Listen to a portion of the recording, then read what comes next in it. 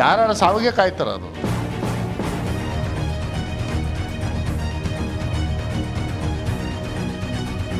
British ಕಾಲದಲ್ಲಿ ಕಟ್ಟಿರೋಂಥ building ಇದು. ನಾಡು ಕಚೇರಿ ನಮ್ಮ ಹಾಸನ ತಾಲೂಕು ಕಸ್ಬಾ ಹೋಬಳಿ ಆಫೀಸು.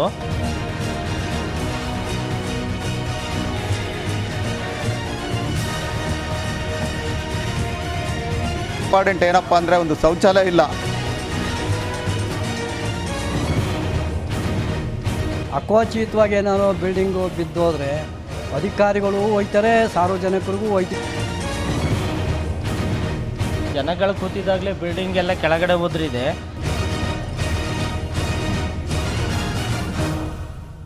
ನೋಡ್ತಾ ಇದ್ರ ವಿವಿಸಿ ನ್ಯೂಸ್, ನಾನು ಸ್ವಾಗತ್. ಇವತ್ತು ನಾನು ನಿಮಗೆ ಒಂದು ಸರ್ಕಾರಿ ಕಚೇರಿಯನ್ನ ತೋರಿಸ್ತೀನಿ. ವಿಜುವಲ್ಸ್ಗಳನ್ನ ನೋಡಿದ್ರೆ ಇದು ಸರ್ಕಾರಿ ಕಚೇರಿ ಅಂತ ಯಾರಿಗೂ ಕೂಡ ಅನ್ಸಲ್ಲ. ಯಾಕೆ ಅಂತ ಅಂದ್ರೆ ನೀವು ಈ ಸರ್ಕಾರಿ ಕಚೇರಿಗೆ ಎಂಟ್ರ್ ಆದ ತಕ್ಷಣ ಅಲ್ಲಿ ಕಾಣಸಿಗ್ತಕ್ಕಂಥದ್ದು ಬಿರುಕು ಬಿಟ್ಟ ಗೋಡೆಗಳು, ಸೋರ್ತಾ ಇರ್ತಕ್ಕಂಥ ಮಾಳಿಗೆ, ಇವತ್ತೋ ನಾಳೆಯೋ ಬಿದ್ದೋಗಬಹುದು ಅಂತಕ್ಕಂಥ ಕಟ್ಟಡ. ಅಂಡ್ ಈ ಕಟ್ಟಡಕ್ಕೆ ಪ್ರತಿನಿತ್ಯ ಸಾವಿರಾರು ಮಂದಿ ಬರ್ತಾರೆ ಬೇರೆ ಬೇರೆ ಕಾರಣಗಳಿಗೆ. ಆದ್ರೆ ವಿಪರ್ಯಾಸ ಅಂತ ಅಂದ್ರೆ ಇವತ್ತೋ ನಾಳೆಯೋ ಯಾವ ಕ್ಷಣದಲ್ಲಿ ಕಟ್ಟಡ ಬೀಳುತ್ತೆ ಅಂತ ಹೇಳಕ್ಕಾಗದೇ ಇರ್ತಕ್ಕಂಥ ಪರಿಸ್ಥಿತಿ. ಇದಿರ್ತಕ್ಕಂಥದ್ದು ಹಾಸನದ ಪೆನ್ಷನ್ ಮಹಲ ಪೊಲೀಸ್ ಠಾಣೆ ಪಕ್ಕದಲ್ಲಿರ್ತಕ್ಕಂಥ ಹೊಸ್ಲೈನ್ ರಸ್ತೆಯಲ್ಲಿ ಇರ್ತಕ್ಕಂಥ ನಾಡ ಕಚೇರಿಯ ಬಗ್ಗೆ ನಾನು ಇವತ್ತು ಮಾತಾಡ್ತಾ ಇದ್ದೀನಿ. ಇದು 1866ರಲ್ಲಿ ಕಟ್ಟಿದಂತಹ ಕಟ್ಟಡ. ಅವತ್ತಿನ ದಿವಸಕ್ಕೆ ಬಹಳ ಒಳ್ಳೆ ಕಟ್ಟಡ ಇದು, ಒಪ್ಕೊಳ್ಳೋಣ. ಆದ್ರೆ ಇವತ್ತಿನ ದಿವಸಕ್ಕೆ ಸಂಪೂರ್ಣವಾಗಿ ಶಿಥಿಲಾವಸ್ಥೆಯಲ್ಲಿದ್ದು ಯಾವ ಕ್ಷಣದಲ್ಲಿ ಈ ಕಟ್ಟಡ ಬಿದೋಗುತ್ತೆ ಅಂತ ಹೇಳಕ್ ಆಗದೆ ಇರ್ತಕ್ಕಂಥ ಪರಿಸ್ಥಿತಿಯಲ್ಲಿ ಇರ್ತಕ್ಕಂಥ ಕಟ್ಟಡ. ಮೊನ್ನೆ ಹೇಳ್ತಾ ಇದ್ರು, ಮೊನ್ನೆ ಹಾಸನದಲ್ಲಿ ಬಿಡ್ಕೋಡ್ನಲ್ಲಿ ಸ್ಮಶಾನ ಇದೆಯಲ್ಲ, ಅಲ್ಲಿಗೆ ಶಾಸಕರು ಅವರೆಲ್ಲ ಭೇಟಿ ಕೊಟ್ಟಿದ್ರು. ಆ ಸಂದರ್ಭದಲ್ಲಿ ವಿಜುವಲ್ಸ್ಗಳನ್ನ ನೋಡ್ತಾ ಇದ್ರೆ ಹಾಸನದಲ್ಲಿ ಸ್ಮಶಾನವು ಇದಕ್ಕಿಂತ ಬಹಳ ಹೈಟೆಕ್ ಆಗಿ ಕಟ್ಟಿದ್ದಾರೆ, ಬಹಳ ಚೆನ್ನಾಗಿದೆ. ಬಟ್ ಇಲ್ಲಿ ನೀವು ನೋಡ್ತಾ ಹೋದ್ರೆ, ನೀವು ದೃಶ್ಯಾವಳಿಗಳಲ್ಲಿ ನೋಡ್ತಾ ಇರಬಹುದು ಪಕ್ಕದಲ್ಲಿ, ಈ ತರನೂ ಒಂದು ಸರ್ಕಾರಿ ಕಟ್ಟಡ ಇರುತ್ತಾ ಈ ಕಾಲದಲ್ಲಿ ಅಂತ ನೀವು ಅಂದಾಜಿಸಕ್ಕೂ ಕೂಡ ಆಗಲ್ರಿ. ಆ ತರ ಪರಿಸ್ಥಿತಿ. ಪ್ರತಿನಿತ್ಯ ಬರೋರು ಯಾರು? ರೈತರು ಬರ್ತಾರೆ, ಸಾಮಾನ್ಯ ಮಿಡ್ಲ್ ಕ್ಲಾಸ್ ಜನಗಳು ಬರ್ತಾರೆ, ಸಾಕಷ್ಟು ಜನ. ನೀವು ಪ್ರತಿ ದಿವಸ ಜನನ ಮರಣ ಪ್ರಮಾಣ ಪತ್ರ ಬೇಕಾ? ಇಲ್ಲಿಗೆ ಬರಬೇಕು. ಇನ್ಕಮ್ ಟ್ಯಾಕ್ಸ್ ಬೇಕಾ? ಇಲ್ಲಿಗೆ ಬರಬೇಕು. ಅಂತಂದ್ರೆ ಇಲ್ಲಿ ಒಂದೆರಡು ಕೆಲಸಗಳಾಗಲ್ಲ. ನಾಡ ಕಚೇರಿ ಅಂತ ಅಂದ್ರೆ ಒಂದೆರಡು ಕೆಲಸ ನಡೆಯಲ್ಲ ಇಲ್ಲಿ. ರೈತರಿಗೆ ಸಂಬಂಧಪಟ್ಟ ಸಾಕಷ್ಟು ಕೆಲಸಗಳು ಏನಾದ್ರೂ ನಡೆಯಿದ್ರೆ ಅದು ಇದೇ ಸ್ಥಳದಲ್ಲಿ ನಡೆಯೋದು. ನಮ್ಮ ಅನ್ನದಾತೃಗಳು ಬರ್ತಕ್ಕಂಥ ಸ್ಥಳ ಇದು. ಪ್ರತಿ ದಿವಸ ಬೇರೆ ಬೇರೆ ಕಾರಣಗಳಿಗೆ ನಾನೊಂದು ಲಿಸ್ಟ್ ಔಟ್ ಮಾಡ್ಕೊಂಡು ಹೇಳ್ತಾ ಹೋಗ್ತೀನಿ ಏನೇನ್ ನಡೆಯುತ್ತೆ ಇಲ್ಲಿ, ಮೇನ್ ಪ್ರೋಗ್ರಾಮ್ಗಳು ಏನೇನ್ ನಡೆಯುತ್ತೆ ಈ ಕಚೇರಿ ಒಳಗೆ ಅಂತ ನೀವು ನೋಡ್ತಾ ಹೋದ್ರೆ ಆಶ್ಚರ್ಯ ಪಡ್ತೀರಿ. ಇಡೀ ಹಾಸನ ತಾಲೂಕಿನ ಜನ ಇಲ್ಲಿಗೆ ಬರ್ಬೇಕು. ಇವಕ್ಕೆಲ್ಲಕ್ಕೂ ಕೂಡ ಒಂದು ವಾಸ ಸ್ಥಳ ದೃಢೀಕರಣ ಪತ್ರ ಬೇಕಾ? ಇಲ್ಲಿಗೆ ಬರಬೇಕು. ಇನ್ಕಮ್ ಸರ್ಟಿಫಿಕೇಟ್ ಬೇಕಾ? ಇಲ್ಲಿಗೆ ಬರಬೇಕು. ಕ್ಯಾಸ್ಟ್ ಸರ್ಟಿಫಿಕೇಟ್ ಬೇಕಾ? ಇಲ್ಲಿಗೆ ಬರಬೇಕು. ಜನನ ಮರಣ ಪ್ರಮಾಣ ಪತ್ರ ಬೇಕಾ? ಇಲ್ಲಿಗೆ ಬರಬೇಕು. ಮರಣ ಪ್ರಮಾಣ ಪತ್ರ ತಗೊಂಡು ವಾಪಸ್ ಹೋಗ್ತೀವ ಅನ್ನೋ ಗ್ಯಾರಂಟಿ ಇಲ್ಲ ಇಲ್ಲಿ. ಬೇರೆ ಯಾರ್ದೋ ಮರಣ ಪ್ರಮಾಣ ಪತ್ರ ತಗೊಳಕ್ ಬರ್ತಾರಲ್ಲ, ಅವ್ರು ವಾಪಸ್ ಹೋಗ್ತಾರೋ ಇಲ್ವೋ ಅನ್ನೋ ಗ್ಯಾರಂಟಿನೇ ಇಲ್ಲ ಇಲ್ಲಿ. ಇನ್ನು ರೈತರಿಗೆ ಸಂಬಂಧಪಟ್ಟಂಗೆ ಬಂದ್ರೆ ಭೂ ಹಿಡುವಳಿ ದೃಢೀಕರಣ ಪತ್ರ ಪಡೆಯೋಕೆ ಇಲ್ಲಿಗೆ ಬರಬೇಕು. ವಂಶ ವೃಕ್ಷ ಪತ್ರ ಪಡಿಬೇಕಾ? Yes, you have to come here. ಜಮೀನಿನ ಖಾತೆ ಮಾಡಿಸ್ಕೊಳ್ಳಕ್ಕೆ ಮತ್ತೊಂದು ಎಲ್ಲ ಬರ್ಬೇಕಾ? ಇಲ್ಲಿಗೆ ಬರಬೇಕು. ಕ್ರಯ ಮಾಡಿಸ್ಕೋಬೇಕಾ? ಇಲ್ಲಿಗೆ ಬರಬೇಕು. ಭೂಮಿ ದಾರಿ ವಿವಾದ ಇರ್ತದಲ್ಲ, ಅದಕ್ಕೆ ಪರಿಹಾರ ಸಂಬಂಧಪಟ್ಟಂತೆ ಕೆಲಸಗಳಿಗೆ ಇಲ್ಲೇ ಬರಬೇಕು. ಸಕಾಲ ಅರ್ಜಿಗಳು ಇಲ್ಲೇ ಬರಬೇಕು. ಕಂದಾಯ ಇಲಾಖೆ ವ್ಯಾಪ್ತಿಗೆ ಒಳಪಡ್ತಕ್ಕಂಥ, ಹಾಸನ ತಾಲೂಕಿಗೆ ಒಳಪಡ್ತಕ್ಕಂಥ ಯಾವುದೇ ಕೆಲಸಗಳಾಗಬೇಕು ಅಂದ್ರೆ ಇಲ್ಲಿ ಬರಬೇಕು. ಆದ್ರೆ ಈ ಕಚೇರಿಯ ದುಸ್ಥಿತಿ ಯಾವ ಮಟ್ಟಕ್ಕಿದೆ ಅನ್ನೋದನ್ನ ಈ ದೃಶ್ಯಾವಳಿಗಳು ನೋಡ್ತಾ ಇರ್ಬೋದು. ಹಾಸನದಲ್ಲಿ ನಿಮ್ಗೆಲ್ಲ ನೆನಪಿದೆ, MG ರಸ್ತೆಯಲ್ಲಿ ಒಂದು ತಾಲೂಕು ಕಚೇರಿ ಅಂತ ಇತ್ತು. ಇವತ್ತು ನಾಳೆಗೇನು ಬೀಳ್ತಾ ಕಟ್ಟಡ ಅಲ್ಲ ಅದು, ಚೆನ್ನಾಗೇ ಇದ್ದಿದ್ದ ಕಟ್ಟಡ. ಯಾರೋ ತಮ್ಮ ರಾಜಕೀಯ ಬೇಳೆ ಬೇಯಿಸ್ಕೊಳ್ಳಕ್ಕೆ ಯಾರೋ ಎರಡು ಪಕ್ಷದ ನಾಯಕರುಗಳು ತಮ್ಮ ತಮ್ಮ ವೈಯಕ್ತಿಕ ಜಿದ್ದಿಗೆ ಬಿದ್ದು ರಾತ್ರೋರಾತ್ರಿ ಕೆಡವಾಕಿದ್ರು ಅದನ್ನ.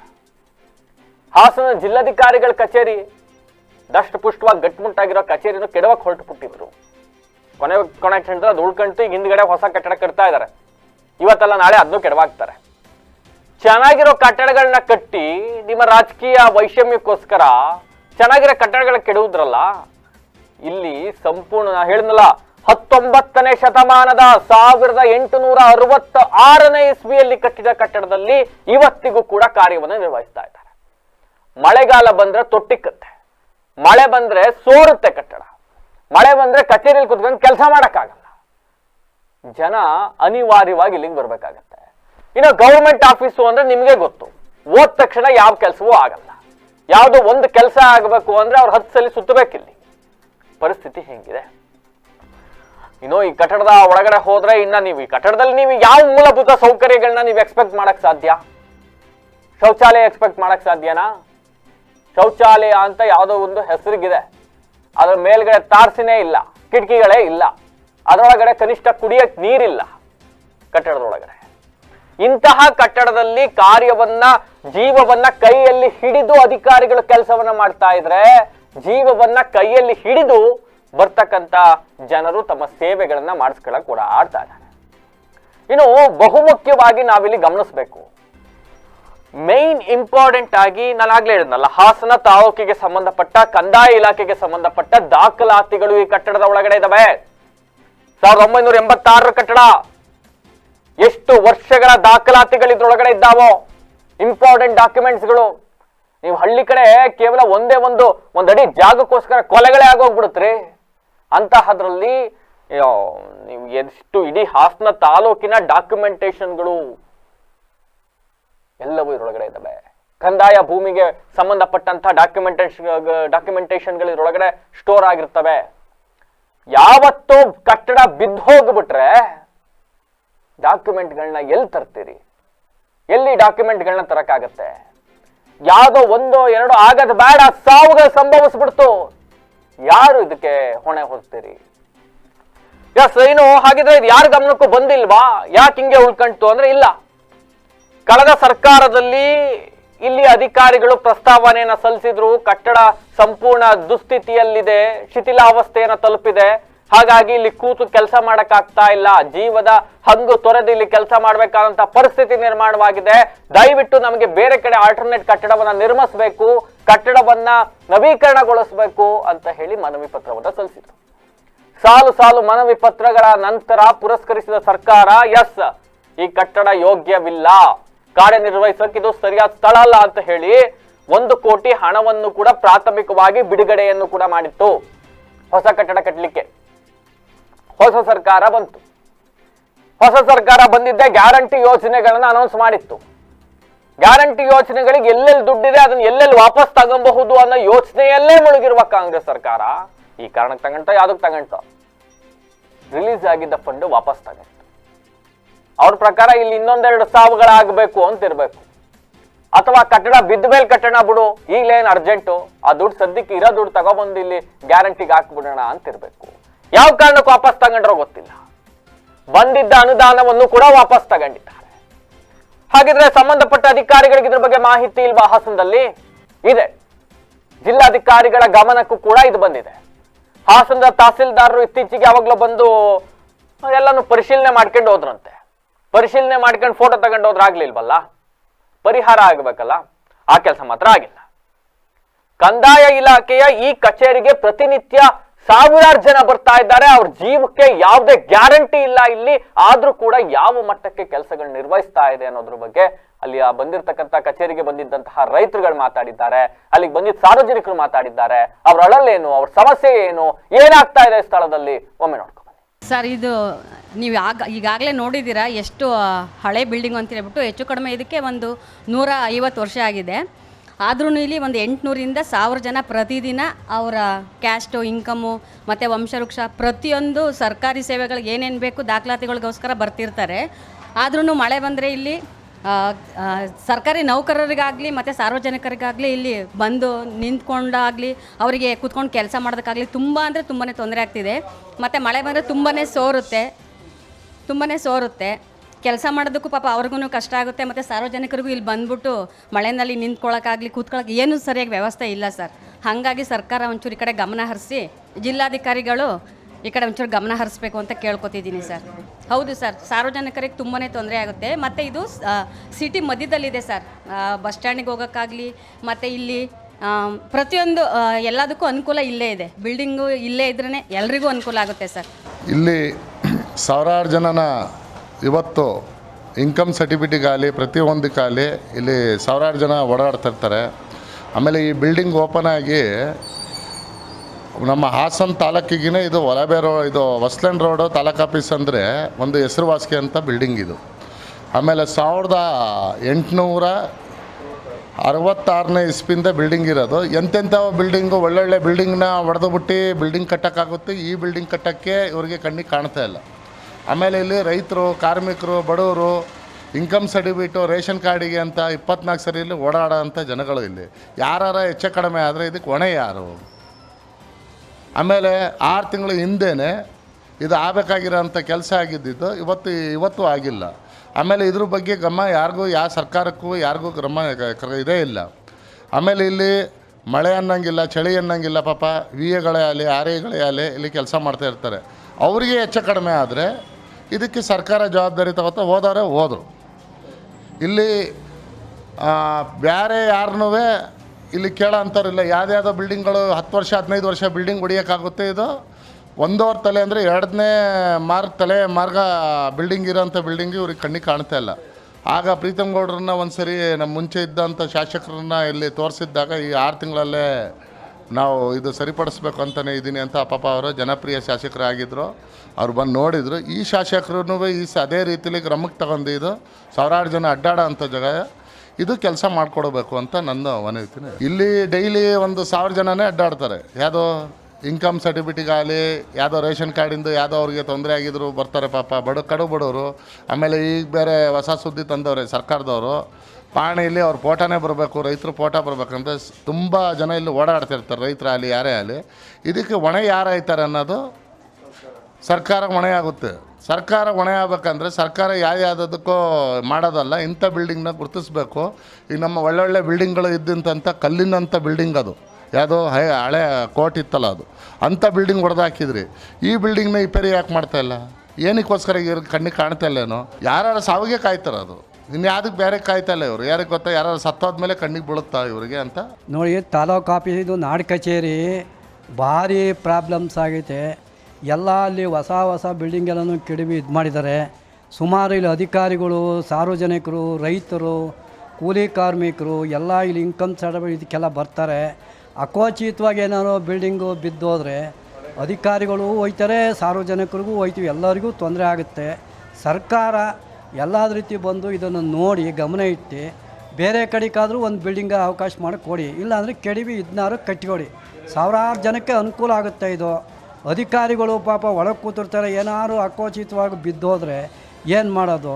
ನಾವು ಒಂದು ಸರಿ ಸಿದ್ದರಾಮಣ್ಣರಿಗೆ ಹೇಳಿದ್ದೀವಿ, DK ಶಿವಕುಮಾರ್ಗೂ ಹೇಳಿದ್ದೀವಿ ನಾವು, ಸ್ವಾಮಿ ಈ ಬಿಲ್ಡಿಂಗ್ ಚೇಂಜ್ ಬೇರೆ ಕಡೆಗಾರು ಶಿಫ್ಟ್ ಮಾಡಿಕೊಡಿ, ಇಲ್ಲ ಅಂದರೆ ಈ ಬಿಲ್ಡಿಂಗ್ ಕಟ್ಟಿಕೊಡಿ ಅಂತೇಳಿ ಮುಖ್ಯಮಂತ್ರಿಯವ್ರಿಗೂ ಹೇಳಿದ್ದೀವಿ, ಉಪಮುಖ್ಯಮಂತ್ರಿಗಳು, ಸಂಬಂಧಪಟ್ಟ ಇಲಾಖೆ DC ಸಾಹೇಬ್ರಿಗೂ ಹೇಳಿದ್ದೀವಿ. ಎಲ್ಲರಿಗೂ ತೊಂದರೆ ಆಗುತ್ತೆ. ಆದ್ದರಿಂದ ಇಲ್ಲಿ ಅನುಕೂಲ ಬೇರೆ ಕಡೆಗಾರು ಈ ಹೊಸ್ದಾಗಿ ಕಟ್ಟಿದ ತಾಲೂಕು ಆಫೀಸ್ ಐತಲ್ಲ ಅಲ್ಲಿಗಾರು ಶಿಫ್ಟ್ ಮಾಡಿಕೊಡಿ, ಇಲ್ಲಾಂದರೆ ಇದಕ್ಕೆ ಕೆಡಿ ಹೊಸದಾಗಾರು ಮಾಡಿಕೊಡಿ. ಸಾವಿರಾರು ಜನಕ್ಕೆ ಅನುಕೂಲ ಐತೆ.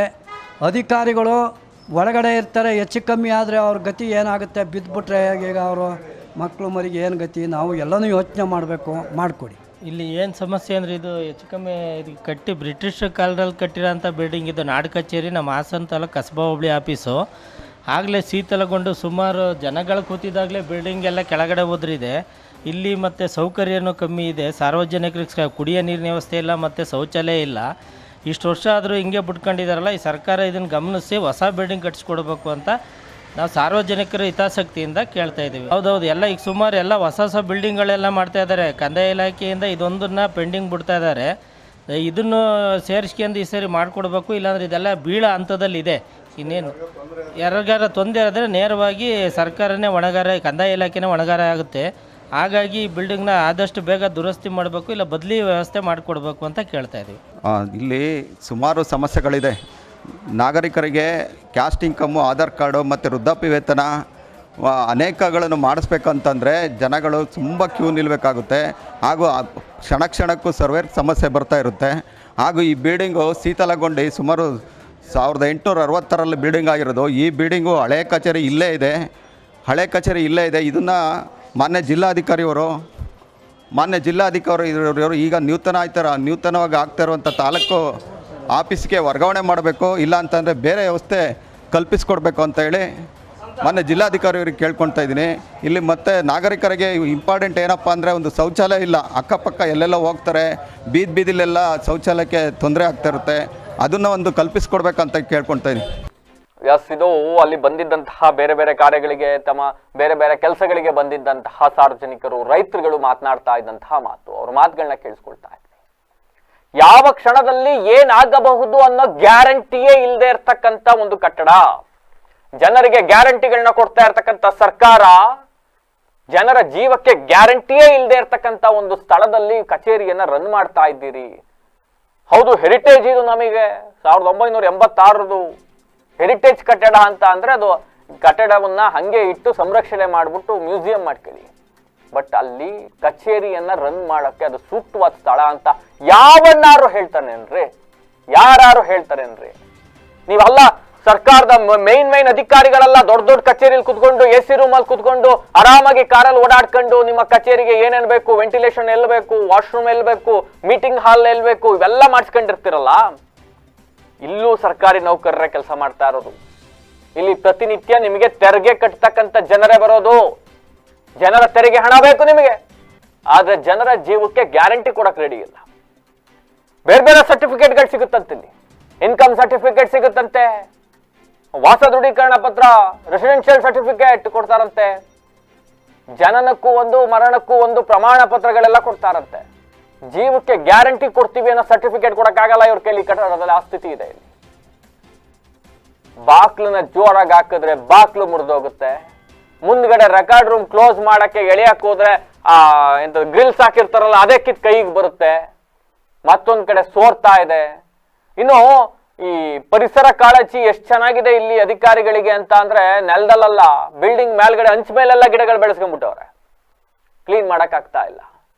ಆವರಣದಲ್ಲಿ ಗಲೀಜು, ಗೊಜ್ಜೆ, ರಾಡಿ, ಅನವಶ್ಯಕ ವಸ್ತುಗಳೆಲ್ಲ ಇಲ್ಲೇ ಬಿದ್ದಿದಾವೆ. ಅದನ್ನ ಸ್ವಚ್ಛ ಮಾಡಿಲ್ಲ. ಪಾಪ ಅಲ್ಲಿರ್ತಕ್ಕಂಥ ಅಧಿಕಾರಿಗಳಿಗೇನೋ ಇವತ್ತು ನಾಳೆ ಇಲ್ಲಿಂದ ಶಿಫ್ಟ್ ಆಗ್ಬಿಡ್ತೀವೇನೋ, ಬಿಡು ಹೋಗ್ಲಿ ನೋಡೋಣ, ಇವತ್ತು ನಾಳೆ ಇಲ್ಲಿಂದ ಶಿಫ್ಟ್ ಆಗ್ಬಿಡ್ತೀವೇನೋ ಅಂತ ಅವರು. No, this is not fair. ಆ ಪರಿಸ್ಥಿತಿಯಲ್ಲಿ ಇಲ್ಲ. ಇಲ್ಲಿ ಚಾನ್ಸ್ ತಗೊಳ್ತಕ್ಕಂಥ ಸಂದರ್ಭ ಅಲ್ಲ. ನೋಡೋಣ ಬಿಲ್ಡಿಂಗ್ ಬಿದ್ದ ಮೇಲೆ ಮಾಡೋಣ ಅಂತಕ್ಕಂಥ ಸಂದರ್ಭ ಅಲ್ಲ ಇದು.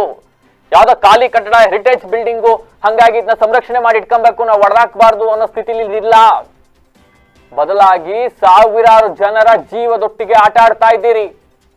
ಹಾಸನದ ಜಿಲ್ಲಾಧಿಕಾರಿಗಳಾಗಿರ್ತಕ್ಕಂಥ ಸತ್ಯಭಾಮ ಅವರು ಈ ಸುದ್ದಿಯನ್ನ ನೋಡ್ತಾ ಇದ್ರೆ ಈ ಕೂಡಲೇ ಸಂಬಂಧ ಇಲ್ಲ, ಅಟ್ಲೀಸ್ಟ್ ಕೊನೆ ಪಕ್ಷ ಆ ಕಚೇರಿಯನ್ನಾದ್ರೂ ಬೇರೆ ಕಡೆ ಎಲ್ಲಾರು ಶಿಫ್ಟ್ ಮಾಡಿ.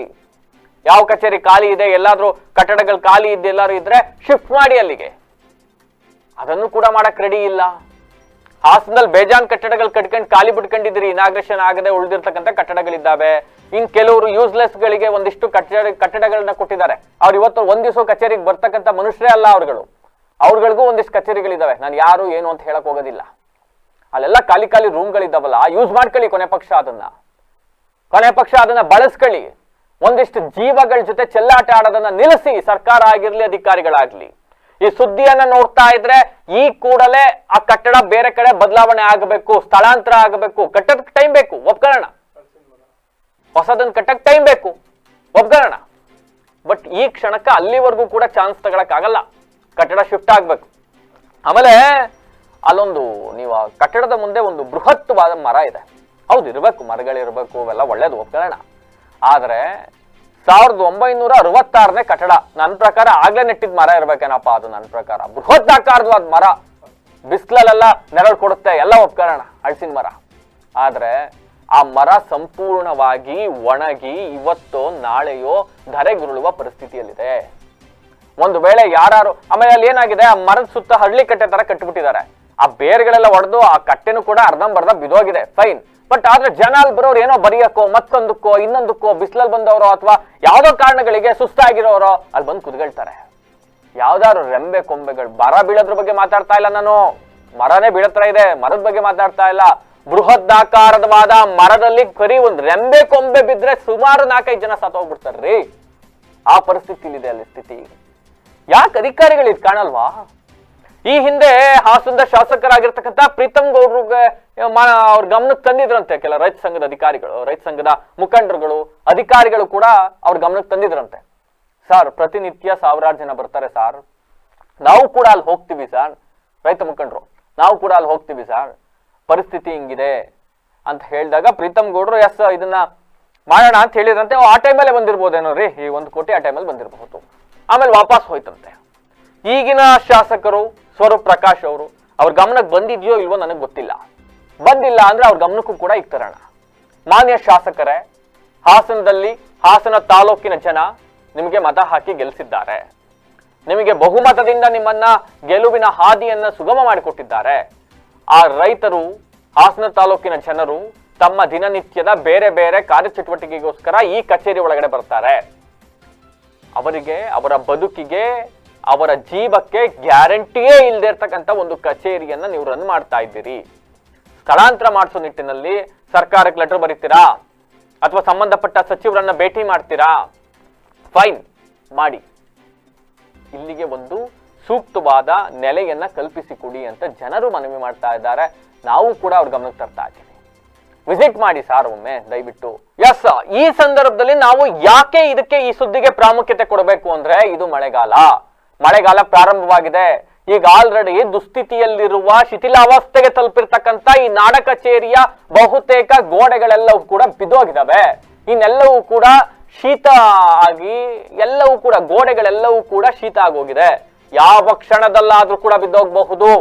ಮಳೆ ಸಂದರ್ಭ, ಜೋರಾಗಿ ಮಳೆ ಬಂದ್ ಗಾಳಿ ಬಂದ್ರೆ ಬಿಲ್ಡಿಂಗೇ ಬಿದ್ದೋಗುತ್ತೆ. ಆ ಮರ ಒಂದ್ ಬಿದ್ರೆ ಸಾಕು, ಇಡೀ ಬಿಲ್ಡಿಂಗ್ ಅದ್ರ ಮೇಲೆ ಕೊಲ್ಯಾಪ್ಸ್ ಆಗಿ ಹೋಗ್ಬಿಡುತ್ತೆ. ಆ ಸಂದರ್ಭದಲ್ಲಿದೆ. ದಯವಿಟ್ಟು ಹಾಸನದ ಶಾಸಕರು ಈ ಕಡೆ ಒಮ್ಮೆ ಭೇಟಿ ಕೊಡಿ, ಹಾಸನದ ಜಿಲ್ಲಾಧಿಕಾರಿಗಳೊಮ್ಮೆ ಈ ಕಡೆ ಭೇಟಿ ಕೊಡಿ, ಕಂದಾಯ ಅಧಿಕಾರಿಗಳೊಮ್ಮೆ ಈ ಕಡೆ ಭೇಟಿ ಕೊಡಿ. ಭೇಟಿ ಕೊಟ್ಟು ಈ ಕೂಡಲೇ ಈ ಕಟ್ಟಡವನ್ನ ಸ್ಥಳಾಂತರ ಮಾಡಿ. ರಾತ್ರೋರಾತ್ರಿ ತಾಲೂಕ್ ಆಫೀಸನ್ನೇ ಹೊರಸಾಕಿದ್ರು ಹಿಂದಿನ ಶಾಸಕರು. ಹಾಗಾಗಿ ರಾತ್ರೋರಾತ್ರಿ ಈ ಕಟ್ಟಡನ್ನು ಬೇರೆ ಕಡೆ ಸ್ಥಳಾಂತರ ಮಾಡೋದೇನು ದೊಡ್ಡ ವಿಷಯ ಆಗಲ್ಲ. ಹಾಗಾಗಿ ಚೆನ್ನಾಗಿರೋ ಕಟ್ಟಡ ಒಡೆದಾಕ್ತಿರಿ, ಚೆನ್ನಾಗಿಲ್ದಿರೋ ಕಟ್ಟಡ ಒಡೆದಾಕಕ್ಕೆ ಯಾವ್ದ್ರಿ ಮೀನಾಮೇಷ? ದಯವಿಟ್ಟು ಸಂಬಂಧಪಟ್ಟ ಅಧಿಕಾರಿಗಳ ಬಗ್ಗೆ ಗಮನ ಹರಿಸಿ ಈ ಕಟ್ಟಡಕ್ಕೆ ಒಂದು ಕಾಯಕಲ್ಪವನ್ನ ಕಲ್ಪಿಸಿ ಜನರ ಜೀವದೊಟ್ಟಿಗೆ ಆಟ ಆಡೋದನ್ನ ನಿಲ್ಲಿಸಿ ಅಂತ ಹೇಳ್ತಾ, ಇದಾಗಿತ್ತು ಹೊತ್ತಿನ ವಿಶೇಷ. ನಿರಂತರ ಸುದ್ದಿಗಾಗಿ ನೋಡ್ತಾರೆ ವಿಬಿಸಿ ಟಿವಿ, ಸತ್ಯದ ಕಡೆ ನಮ್ಮ ನಾಡ.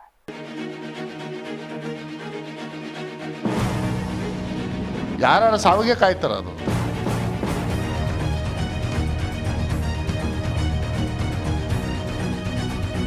ಬ್ರಿಟಿಷ್ ಕಾಲದಲ್ಲಿ ಕಟ್ಟಿರೋಂಥ ಬಿಲ್ಡಿಂಗ್ ಇದು. ನಾಡ ಕಚೇರಿ ನಮ್ಮ ಹಾಸನ ತಾಲೂಕು ಕಸಬಾ ಹೋಬಳಿ ಆಫೀಸು.